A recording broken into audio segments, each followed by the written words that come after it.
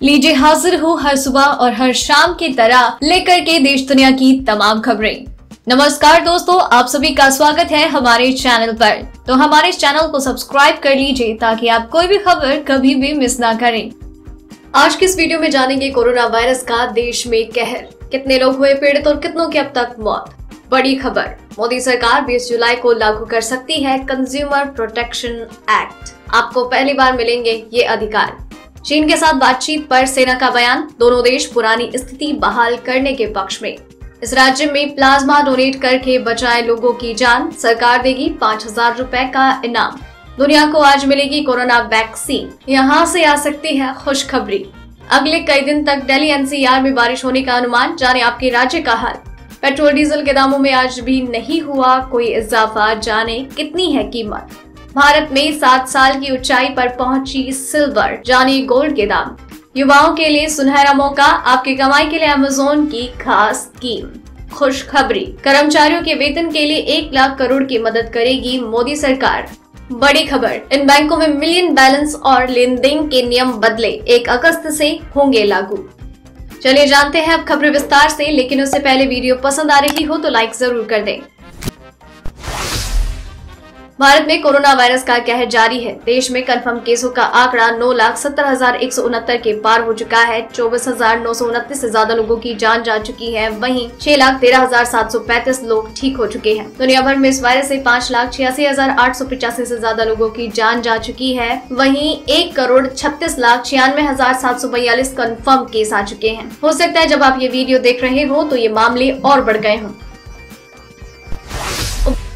उपभोक्ता संरक्षण अधिनियम 2019 बहुत जल्द ही पूरे देश में लागू होने जा रहा है। उपभोक्ता मामले, खाद्य एवं सार्वजनिक वितरण मंत्रालय की सूत्रों की माने तो 20 जुलाई 2020 या अगले हफ्ते किसी भी दिन ये अधिनियम लागू होने जा रहा है। नया कानून उपभोक्ता संरक्षण अधिनियम 1986 का स्थान लेगा। मोदी सरकार ने इस अधिनियम में कई बदलाव किए। नए कानून में उपभोक्ताओं को भ्रामक विज्ञापन जारी करने पर कार्यवाही की जाएगी। नए उपभोक्ता कानून के आने के बाद उपभोक्ता विवादों को समय पर प्रभावी और त्वरित गति से निपटारा किया जाएगा। नए कानून के तहत उपभोक्ता अदालतों के साथ साथ नए केंद्रीय उपभोक्ता संरक्षण प्राधिकरण CCPA भी बनाए गए हैं।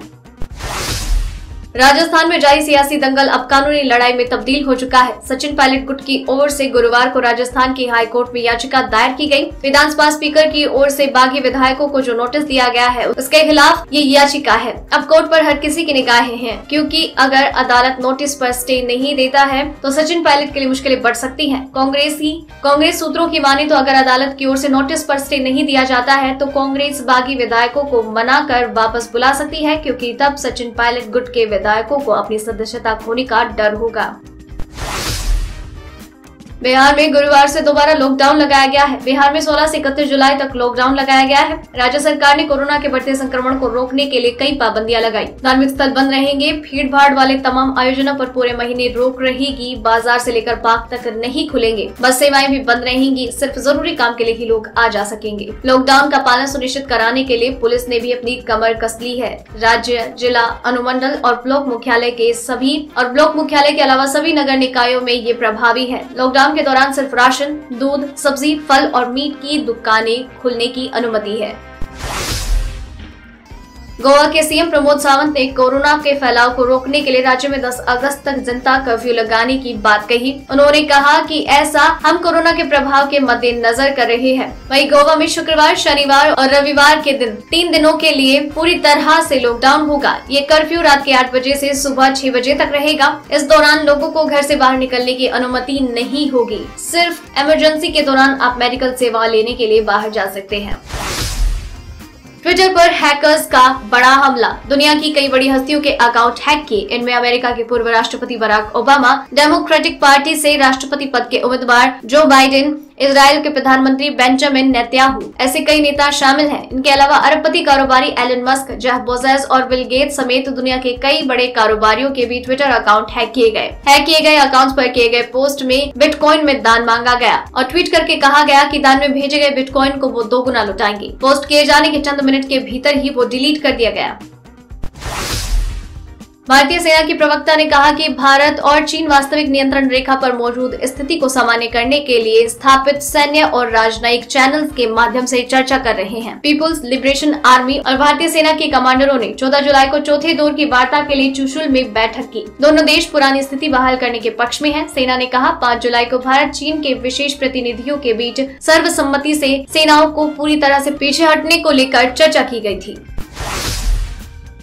कोरोना वायरस संक्रमण के बढ़ते मामलों के बीच प्लाज्मा की मांग भी बढ़ गई है। इस बीच सरकार ने लोगों को प्लाज्मा दान करने के एवज में इनाम भी देने का फैसला किया। कर्नाटक में कोरोना तेजी से बढ़ रहा है, जिसे देखते हुए सरकार ने प्रत्येक प्लाज्मा दानकर्ताओं को प्रशंसा राशि के रूप में 5,000 रुपए देने का ऐलान किया। मेडिकल शिक्षा मंत्री के सुधाकर ने बताया कि राज्य में अभी तक 17,390 लोग संक्रमण मुक्त हुए, जिनमें से 4,992 लोग बेंगलुरु के हैं। उन्होंने संक्रमण मुक्त हो चुके मरीजों से अपना प्लाज्मा दान करने की अपील की।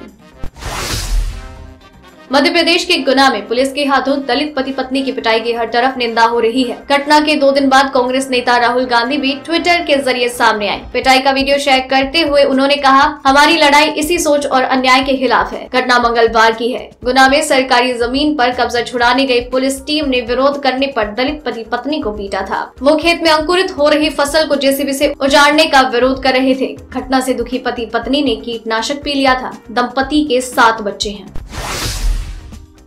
बिहार के सुपौल में धरती के भगवान कहे जाने वाले डॉक्टर अपनी जान जोखिम में डाल कोरोना मरीज को बचाने ड्यूटी पर जा रहे हैं। ऐसा ही एक नजारा तब देखने को मिला जब कोविड सेंटर में एक डॉक्टर हाफ पैंट में नजर आए तो एक ठेले पर बैठकर कोविड सेंटर जा रहे थे। नीचे चारों तरफ पानी ही पानी नजर आ रहा था। सुपौल जिले के निर्मली अनुमंडल मुख्यालय वार्ड नंबर 12 में स्थित पब्लिक रेस्ट हाउस में कोविड-19 केयर सेंटर परिसर में भारी बारिश से 1.5 से 2 फीट पानी जमा हो जाने से एक हफ्ते से डॉक्टर और नर्सेस को काफी परेशानियों का सामना करना पड़ रहा है। कोविड-19 केयर सेंटर में कार्यरत डॉक्टर और नर्सेस को मेन रोड से सेंटर तक 200 मीटर की दूरी जान जोखिम में डालकर कभी ठेले पर बैठकर तो कभी घुटनों भरे पानी में चलकर केयर सेंटर जाना पड़ता है। उमस और गर्मी से परेशान दिल्ली एनसीआर के करोड़ों लोगों के लिए मानसून राहत लेकर आ गया है। बृहस्पतिवार शाम को दिल्ली में मौसम के करवट लेने के आसार हैं और देर शाम तक तेज हवा के साथ बारिश हो सकती है। इसी के साथ कई दिनों तक हल्की बारिश का सिलसिला जारी रहने की संभावना है। वहीं अगले 3 घंटों के दौरान मुंबई, पालघर, सिंधुदुर्ग, रत्नागिरी, कोल्हापुर, औरंगाबाद, जालना, परभणी, नांदेड़, जलगांव, धुले और नंदुरबार के उपनगरों में अलग अलग स्थानों पर बारिश की संभावना है। आज देश में पेट्रोल डीजल की कीमतों में कोई तब्दीली नहीं की गई। दिल्ली, मुंबई और चेन्नई में पेट्रोल के दाम पहले की तरह ही है। बता दें कि बीते 4 दिनों से डीजल के दाम में हो रही वृद्धि के बाद राष्ट्रीय राजधानी दिल्ली में डीजल का दाम पेट्रोल से करीब 70 पैसे महंगा हो गया था। IOCL की वेबसाइट से मिली जानकारी के अनुसार दिल्ली, कोलकाता, मुंबई और चेन्नई में 1 लीटर पेट्रोल की कीमत क्रमशः 80.43, 82.10, 87.19 और 83.63 रुपए प्रति लीटर है। डीजल की बात की जाए तो इन महानगरों में इसका दाम क्रमशः 81.18, 76.33, 79.40 और 78.22 रुपए है।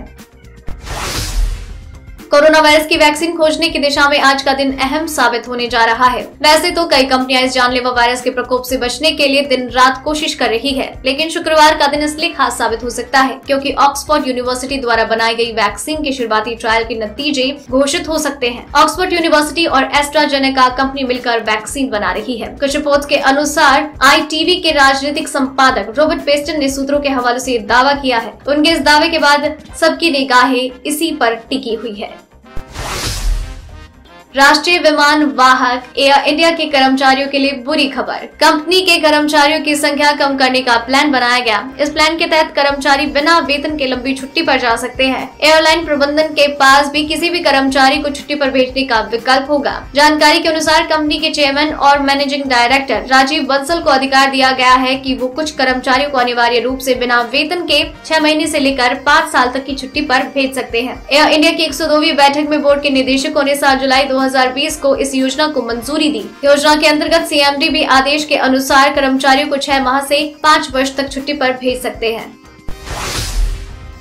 सीमा पर तनाव कम हो जाने के बाद भी सरकार ने चीन को आर्थिक चोट पहुंचाने का प्रयास जारी रखा। अब दिल्ली मुंबई एक्सप्रेसवे प्रोजेक्ट से 2 चीनी कंपनियों की बोली रद्द कर दी गई। ये ठेका करीब 800 करोड़ रुपए का था। इन कंपनियों को अधिकारियों ने लेटर ऑफ अवार्ड देने से इनकार कर दिया और अब ये ठेका दूसरे सबसे कम रेट पर बिड करने वाली फर्म को दिया। ये ठेका दिल्ली मुंबई एक्सप्रेसवे को 2 खंड के लिए था। भारत में कोविड-19 को लेकर भारतीय विज्ञान संस्थान ने एक अनुमान लगाया। इसके अनुसार देश में सबसे बेहतर स्थिति में मार्च 2021 तक कुल संक्रमितों की संख्या 37.4 लाख तक पहुंच जाएगी। वहीं सबसे बुरी स्थिति में इस दौरान 6.18 करोड़ लोग संक्रमित हो जाएंगे। IISc मॉडल संक्रामक रोगों की गणितीय मॉडलिंग में एक प्रतिमान है और ये देश में कोविड-19 डेटा और इस वर्ष 23 मार्च से 18 जून के बीच सामने आए मामलों पर आधारित है। हालांकि देश में मौजूदा कोविड-19 की स्थितियों को ध्यान में रखते हुए अनुमान अलग होने की संभावना भी है। ऑनलाइन उत्पाद बेचने वाली ई कॉमर्स कंपनी Amazon ने युवाओं को नौकरी के लिए कुशल बनाने का बीड़ा उठाया है। Amazon युवाओं को कमाई के लिए तैयार करने के साथ ही उन्हें नौकरी दिलाने में भी मदद करेगी। E commerce company Amazon India ने हाल ही में एक स्किल डेवलपमेंट प्रोग्राम शुरू किया। इस प्रोग्राम के जरिए कंपनी युवाओं के लिए नौकरी के नए मौके ला रही है। कंपनी के अनुसार इस प्रोग्राम का उद्देश्य 1000 युवाओं को जोड़ना और उन्हें काबिल बनाना है। इस प्रोग्राम में 6 महीने के लिए युवाओं को वेयरहाउसिंग और इन्वेंट्री मैनेजमेंट की ट्रेनिंग दी जाएगी। इस प्रोग्राम की ट्रेनिंग दिल्ली, मुंबई, बेंगलुरु और हैदराबाद में सेंटर्स में होगी। अंतर्राष्ट्रीय स्तर पर सोने के दाम में तेजी की वजह से राष्ट्रीय राजधानी में बुधवार को सोने के भाव में 244 रुपए प्रति 10 ग्राम की दर से बढ़त देखने को मिली। इस तरह बुधवार को दिल्ली में सोना 50,230 रुपए प्रति 10 ग्राम के स्तर पर पहुंच गया। HDFC सिक्योरिटीज ने ये जानकारी दी। मांग बढ़ने से चांदी के दाम में भी तेजी हुई। राष्ट्रीय राजधानी में चांदी 673 रुपए की तेजी के साथ 54,200 रुपए प्रति किलोग्राम के स्तर पर पहुँच गयी। वहीं मल्टी कमोडिटी एक्सचेंज पर अगस्त में डिलीवरी वाला सोना 22 रुपए यानी कि 0.04% की गिरावट के साथ 49,237 रुपए प्रति 10 ग्राम पर आ गया। देश में सबसे ज्यादा रोजगार देने वाले सेक्टर्स में से एक सूक्ष्म, लघु एवं मध्यम उद्योग के लिए सरकार एक और पैकेज जारी कर सकती है। सरकारी सूत्रों के अनुसार अर्थव्यवस्था में मांग बढ़ाने के लिए सरकार MSME को वेतन देने में मदद के तौर पर 1 लाख करोड़ रुपए दे सकती है। इससे जुड़े एक अधिकारी के अनुसार अभी इसका मदद का ड्राफ्ट तैयार किया जा रहा है। जल्द ही इसकी मंजूरी कैबिनेट से मिलने की उम्मीद है। इस पैकेज में सरकार अगले 3 साल तक एक न्यूनतम कर्मचारी संख्या वाले MSME को सैलरी सपोर्ट करेगी। ये कदम कोरोना संकट और लॉकडाउन के कारण सुस्त भारतीय अर्थव्यवस्था को पटरी पर लाने में मददगार साबित होगी। कई बैंकों ने अपनी नकदी संतुलन और डिजिटल ट्रांजैक्शन को बढ़ाने के लिए 1 अगस्त से न्यूनतम बैलेंस पर चार्ज करने की घोषणा की। साथ ही इन बैंकों में 3 मुफ्त लेन देन के बाद शुल्क भी वसूला जाएगा। Bank of Maharashtra, axis bank, Kotak Mahindra bank और RBL बैंक ने ये चार्ज 1 अगस्त से प्रभावी हो जाएंगे। बैंक ऑफ महाराष्ट्र में बचत खाता धारकों को मेट्रो और शहरी क्षेत्रों में अपने अकाउंट में न्यूनतम 2,000 रुपए रखने ही होंगे, जो पहले 1,500 रुपए था। 2,000 रुपए से कम बैलेंस होने पर बैंक मेट्रो और शहरी क्षेत्रों में 75 रुपए, अर्ध शहरी क्षेत्रों में 50 रुपए और ग्रामीण क्षेत्रों में 20 रुपए प्रति माह की दर से शुल्क लेगा। तो दोस्तों ये रही आज की खास खबरें। तो इसी तरीके से आपके लिए हर सुबह 6 बजे और शाम 7 बजे ये खबरें हम यूं ही लेकर आते रहेंगे। तो इन सारी खबरों के साथ आपको किस खबर के बारे में क्या है कहना, क्या है आपकी राय, प्लीज शेयर कीजिए। साथ ही अगर आपने इस वीडियो को पूरा देखा है तो प्लीज अपना नाम नीचे कमेंट सेक्शन में जरूर लिख दीजिए, ताकि हमें पता चले कि आपने इस वीडियो को पूरा देखा है। आपको खबरें अच्छी लग रही हैं, आप इन्हें पसंद कर रहे हैं, प्लीज कमेंट बॉक्स में लिख कर बताएं। अगर अच्छी लग रही है तो वो भी बताएं, अगर कोई सजेशन है तो वो भी जरूर बताएं। फिर मिलते हैं कल, तब तक के लिए धन्यवाद।